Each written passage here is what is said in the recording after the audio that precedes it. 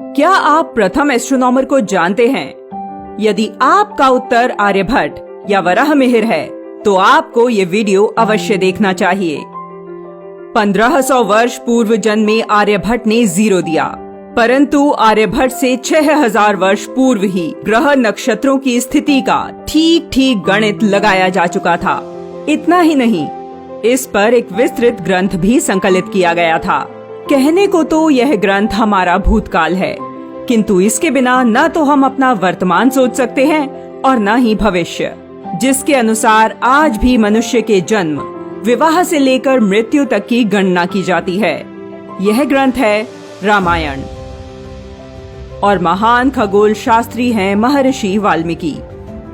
बहुत ही कम लोग जानते होंगे कि सृष्टि के प्रथम वैज्ञानिक और आदि कवि महर्षि वाल्मीकि आदि खगोल शास्त्री भी हैं। महर्षि वाल्मीकि का जन्म अश्विन शुक्ल की पूर्णिमा को हुआ था।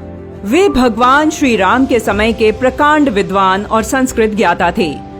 उन्होंने अंतरिक्ष के अनेक सिद्धांतों को बड़ी ही सरलता से समझाया, जिनमें सूर्य के चारों ओर पृथ्वी की परिक्रमा करने की अवधारणा, चंद्र ग्रहण और सूर्य ग्रहण, गुरुत्वाकर्षण बल तथा ग्रहों की गति की गणना शामिल है। खगोल शास्त्र पर वाल्मीकि जी की पकड़ उनकी रचना रामायण से सिद्ध होती है। आधुनिक सॉफ्टवेयर्स के माध्यम से यह साबित हो गया है कि रामायण में उनके द्वारा दी गई खगोलीय जानकारी एकदम सटीक है। जो वर्णन रामायण में जिस वर्ष, तिथि और समय पर दिया गया है, उन्हें इन सॉफ्टवेयर्स में डालने पर हूबहू वैसे ही चित्र सामने आते हैं। इसका एक उदाहरण है रामायण में भगवान श्री राम के जन्म से संबंधित बालकांड।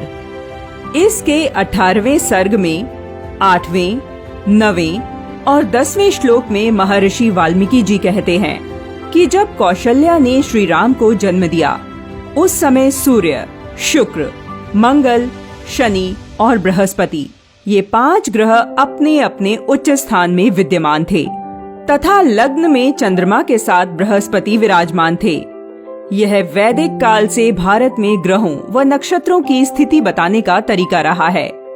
बिना किसी परिवर्तन के आज भी यही तरीका भारतीय ज्योतिष का आधार है।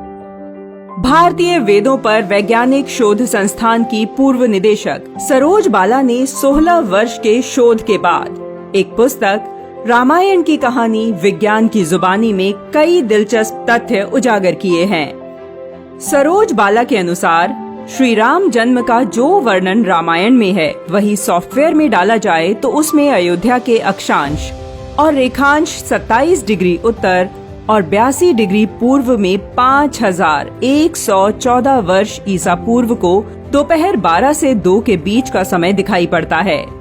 ये दिन चैत्र माह के शुक्ल पक्ष की नवमी तिथि थी। यह वही समय व तिथि है जिसमें संपूर्ण भारत में रामनवमी मनाई जाती है। यह एक मात्र उदाहरण है। ऐसे सैकड़ों वर्णन रामायण से लेकर सॉफ्टवेयर में डालने से पता चलता है कि प्रत्येक प्रसंग खगोल शास्त्र की कसौटी पर खरा उतरता है।